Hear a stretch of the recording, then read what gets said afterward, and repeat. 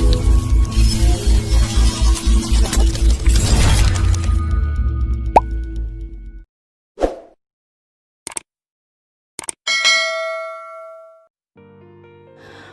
jumpa lagi. Kali ini kita akan membahas tentang teks prosedur yang berkaitan dengan kompetensi dasar 3.5 mengidentifikasi teks prosedur tentang cara melakukan dan cara membuat sesuatu dari berbagai sumber yang dibaca dan didengar.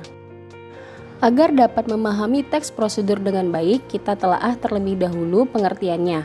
Teks prosedur adalah teks yang berisi cara, tujuan untuk membuat atau melakukan sesuatu hal dengan langkah demi langkah yang tepat secara berurutan sehingga menghasilkan suatu tujuan yang diinginkan.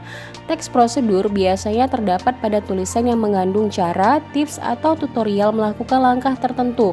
Nah, dalam teks prosedur terdapat kata imperatif atau kata perintah untuk melakukan apa yang dibahas pada teks agar si pembaca melakukan apa yang diperintahkan pada isi teks tersebut.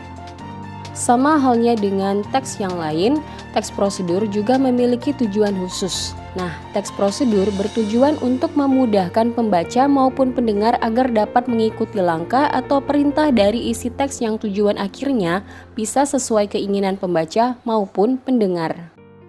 Selanjutnya, ciri-ciri teks prosedur yang dapat kita kenali yakni teks prosedur biasanya menggunakan pola kalimat perintah atau imperatif. Kalimat perintah merupakan kalimat yang mengandung makna meminta atau memerintah seseorang untuk melakukan sesuatu.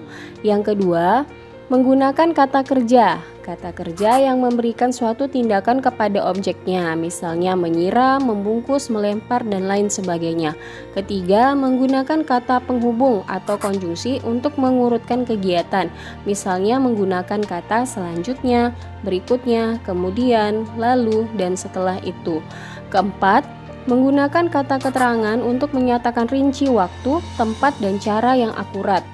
Selain ciri-ciri yang telah disebutkan tadi, ciri-ciri lainnya dari teks prosedur yakni menggunakan kalimat langsung dan tidak langsung, menggunakan kalimat saran dan larangan, menggunakan kriteria atau batasan tertentu, berisi langkah yang terperinci, dan menggunakan akhiran i maupun kan, contohnya pada kata-kata yang bersifat imperatif. Terakhir yang perlu kalian ketahui dalam mengidentifikasi teks prosedur yakni jenis-jenisnya. Yang pertama, teks prosedur sederhana yaitu teks yang berisi langkah-langkah sederhana yang biasanya hanya 2-4 langkah saja dalam melakukannya. Contoh, cara login Facebook, cara menyalakan TV, dan lain sebagainya. Yang kedua, teks prosedur kompleks yaitu teks yang berisi banyak langkah dalam melakukannya. Contoh, cara membuat sambal balado, cara mengajukan pembuatan kartu SIM, cara memperpanjang STNK, prosedur pembuatan KTP, dan lain sebagainya. Dan ketiga, teks prosedur protokol adalah teks pada setiap langkahnya dapat diubah, tidak harus runtut. Walaupun berubah tetapi hasil akhirnya tetap sama. Misalnya jika memasak mie instan, kita bisa merebus dengan memasukkan mie dan bumbu ke dalam air rebusan dari tungku. Atau bisa juga memasukkan air panas ke dalam wadah yang berisi mie lalu memasukkan bumbu. Caranya mungkin berbeda tetapi hasil akhirnya tetap sama. Berikut contoh teks prosedur yang berjudul cara mendirikan tenda. Jadi di dalam teks prosedur ini ada beberapa poin penting dalam melakukan sesuatu. Yang pertama, periksa, bersihkan, dan amankan terlebih dahulu area atau wilayah tempat yang akan dipasangi tenda. Kedua, persiapkan perlengkapan dan peralatan untuk memasang tenda. Ketiga, buka lembaran tenda untuk mengetahui besarnya dan tentukan arah dan sudut tenda.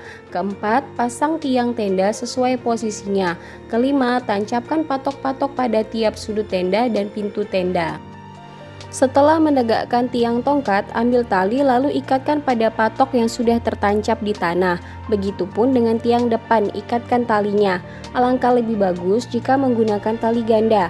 Lalu pasang pendukung tenda seperti lampu, pagar, gerbang, dan lain sebagainya.